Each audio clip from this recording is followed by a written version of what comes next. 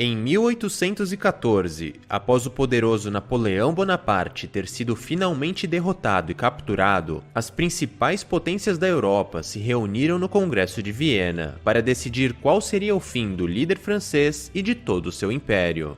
Embora Talleyrand, ex-ministro das Relações Exteriores da França, tivesse sugerido que Napoleão deveria ser exilado em uma ilha bem distante da Europa, o Congresso decidiu enviá-lo para a ilha de Elba, próxima à costa da Itália.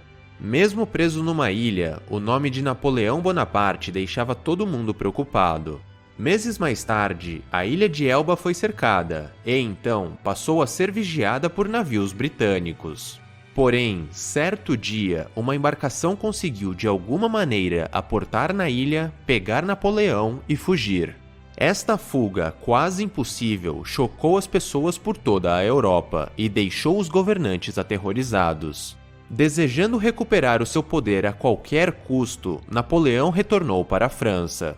Ao chegar em Paris, a população foi ao delírio e ele foi declarado imperador novamente. O problema é que a França estava numa situação delicada. Seus recursos estavam quase esgotados e não havia muito mais o que Napoleão pudesse fazer. Naquele mesmo ano, na famosa Batalha de Waterloo, Napoleão foi derrotado de uma vez por todas. Porém, os governantes haviam aprendido a lição e, desta vez, decidiram enviá-lo para a remota e árida ilha de Santa Helena, no meio do Atlântico. Desde então, nunca mais se teve notícias de Napoleão. Lei número 8. Faça as pessoas virem até você. Use uma isca se for preciso. Quando você força os outros a agir, é você quem está no controle. É quase sempre melhor fazer o seu adversário vir até você, fazendo-o abandonar seus próprios planos durante o processo. Seduza-o com a possibilidade de ganhos fabulosos e, então, ataque. É você quem dá as cartas. Anos mais tarde, a história foi finalmente esclarecida. Enquanto estava preso na ilha de Elba, Napoleão havia sido informado que, se retornasse à França, a população o aceitaria e ele retomaria o poder. O que Napoleão não sabia é que seu ex-ministro estava por trás disso tudo. Talleyrand estava, na verdade, contra ele e soube se aproveitar da ganância e da arrogância de Napoleão. Quando decidiram exilar o poderoso líder em Elba, Talleyrand protestou, mas ninguém o escutou. Entretanto, ao invés de se desgastar forçando a sua opinião, ele achou melhor esperar pelo momento certo, enquanto trabalhava silenciosamente em conjunto com a Inglaterra e a Áustria. Eles jogaram a isca, e Napoleão a mordeu. Era tudo um grande teatro. Talleyrand sabia desde o início que, ao retornar ao poder, Napoleão iniciaria novas guerras e, diante da situação da França, ele acabaria cavando sua própria cova. Talleyrand foi um mestre da estratégia, e seu esquema foi capaz de derrubar um dos líderes mais poderosos da história. Líderes extremamente agressivos e ambiciosos estão fadados ao fracasso. Sem saberem lidar com suas fortes emoções e diante do número crescente de inimigos, uma hora eles entram em colapso. Portanto, não confunda atitudes rápidas e agressivas com atitudes eficazes e inteligentes. Na maioria das vezes é melhor ficar parado, manter a calma e fazer seus adversários virem até você, enquanto caem em suas armadilhas ao longo do caminho. Quando você faz as pessoas virem até você, é você que assume o controle do jogo.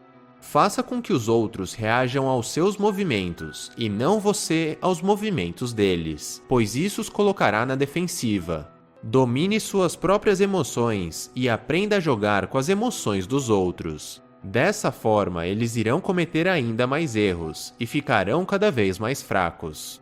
Quando você dita as regras do jogo e faz a outra pessoa vir até você, ela se desgasta e desperdiça energia pelo caminho, e, no fim, acaba cavando a própria cova. Em 1905, a Rússia e o Japão estavam em guerra. A frota de navios russa era muito maior e mais poderosa do que a frota japonesa. Divulgando informações falsas, o Japão conseguiu atrair os russos, fazendo-os acreditar que acabariam com os japoneses de uma vez por todas. Entretanto, para chegar ao Japão, os russos tiveram que percorrer o caminho mais longo e contornar todo o continente africano, acrescentando milhares de quilômetros ao percurso. Quando estavam na metade da viagem, os japoneses espalharam outra falsa história, alegando que contra-atacariam os russos a qualquer momento. Os russos então navegaram todo o longo percurso em estado de alerta e, quando finalmente chegaram, estavam exaustos e quase sem recursos, enquanto os japoneses haviam ficado esperando tranquilamente pelos seus oponentes. Atordoados, exaustos e em território inimigo, apesar das vantagens e diferenças, os poderosos russos foram massacrados pelos japoneses. Enfim, há basicamente 6 vantagens em fazer seu oponente vir até você. 1. Você força o seu inimigo a operar em um território desconhecido e até hostil. 2. Isso deixa desconfortável, atordoado e nervoso, podendo fazer ele se afobar e cometer diversos erros. É por esse motivo que, em negociações e reuniões, é mais vantajoso atrair os outros para o seu território se quiser explorar a situação. 3. Você criará a ilusão em seu inimigo de que ele está no controle. 4. A turbulência de emoções e desejos do seu inimigo não o deixará enxergar a realidade, e, se suas armadilhas forem atraentes, ele se tornará uma presa fácil. 5. Seu oponente irá se desgastar e irá desperdiçar energia pelo caminho. 6. Quando finalmente estiver próximo, seu inimigo estará abalado e enfraquecido, e você não precisará de muito esforço para acabar com ele. A imagem que resume muito bem esta lei é a do caçador de ursos. Conhecendo este feroz e poderoso animal, o caçador sabe que, se tentar perseguir e atacar o urso, provavelmente será um fracasso e poderá acabar sendo morto. Portanto, ao invés disso, o caçador coloca uma isca doce e atraente, um delicioso pote de mel. O urso vai até ele e cai em sua armadilha, tornando-se uma presa fácil. Sem precisar arriscar sua vida, o caçador vence a batalha. Entretanto, há o inverso para esta lei, e você precisa saber escolher a melhor tática de acordo com a situação. Quase sempre você deve optar por jogar uma isca e fazer o seu inimigo vir até você. Porém, em alguns casos, tomar a liderança e atacar de forma repentina e agressiva o adversário é a melhor opção. O ataque rápido e violento assusta e força seu inimigo a reagir sem pensar, fazendo ele entrar na defensiva e cometer diversos erros. No fim das contas, nos dois casos, você estará fazendo seu alvo reagir de acordo com as suas regras. Em outras palavras, você estará no controle da situação. Então, quando é melhor utilizar cada uma dessas estratégias?